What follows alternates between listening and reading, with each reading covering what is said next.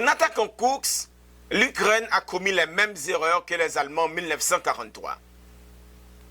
En 1943, les Allemands ont attaqué l'Union soviétique à Koursk, où près de 6000 chars ont été brûlés et près de 2 millions de personnes ont laissé leur vie dans cette région de Koursk. Le 6 août 2024, l'Ukraine a fait une incursion sur le territoire russe et moins de 25 jours après, l'Ukraine a déjà perdu 7800 soldats, 507 véhicules de combat et 235 véhicules et 53 pièces d'artillerie. La guerre comme à la guerre.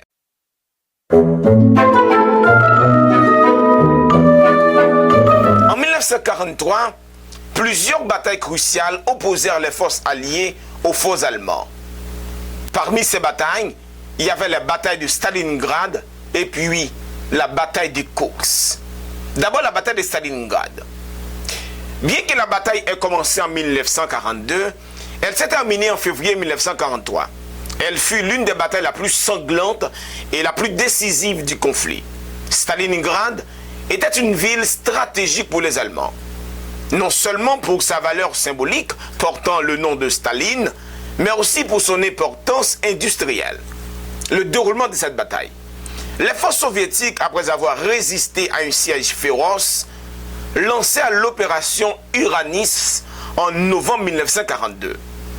En encerclant le 6e armée allemande, coupé tout ravitaillement, les Allemands, sous le commandement de Friedrich Paulus, furent contraints de capituler en 1943, en février 1943.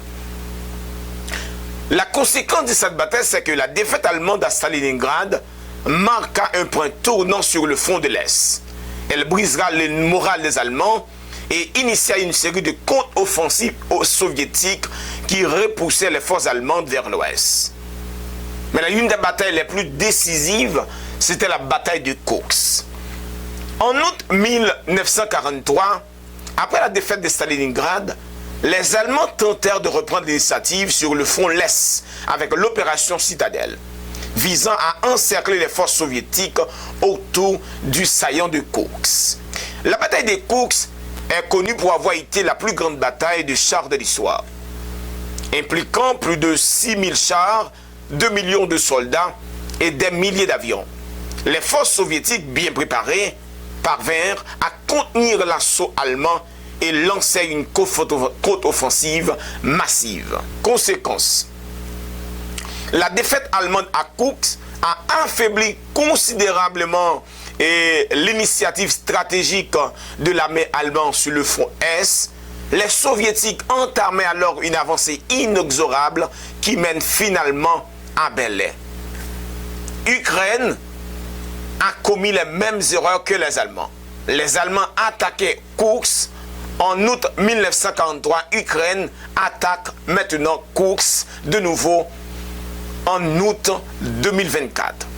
Après l'incursion de l'armée ukrainienne sur le territoire russe à Koursk, les forces russes ont éliminé une grande quantité d'équipements et des contingents d'Ukrainiens depuis le début des combats dans la région de Koursk. En total, lors des combats dans la direction de Koursk, l'Ukraine a perdu près de 7800 soldats, 75 chars, 36 véhicules de combat d'infanterie, 64 véhicules de blindés transportant des troupes, 507 véhicules de combat, 235 véhicules et 53 pièces d'artillerie.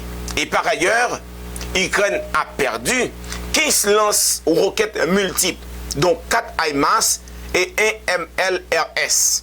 5 lanceurs de missiles sol-air, 11 stations de guerre électronique, un radar de défense aérien, 5 équipements d'ingénierie ont été détruits. Parmi les pertes ukrainiennes figurent 2 véhicules de démolition et un système de déminage UR-777. Maintenant, la question qu'il faut poser, c'est quoi l'objectif de l'armée ukrainienne à Koursk? Est-ce que cela le permettra de gagner cette guerre? Eh bien, pour certains, il pense que l'Ukraine a commis les mêmes erreurs que les Allemands ont commis en 1943. Et surtout, veuillez me faire savoir qu'est-ce que vous pensez dans les commentaires. Et pour supporter le travail, veuillez mettre un like, partager la vidéo et surtout cliquez dans le lien qui est dans la description de la vidéo pour vous abonner à notre chaîne sur YouTube. Quant à moi, je vous dis au revoir et à la prochaine. Ciao, ciao.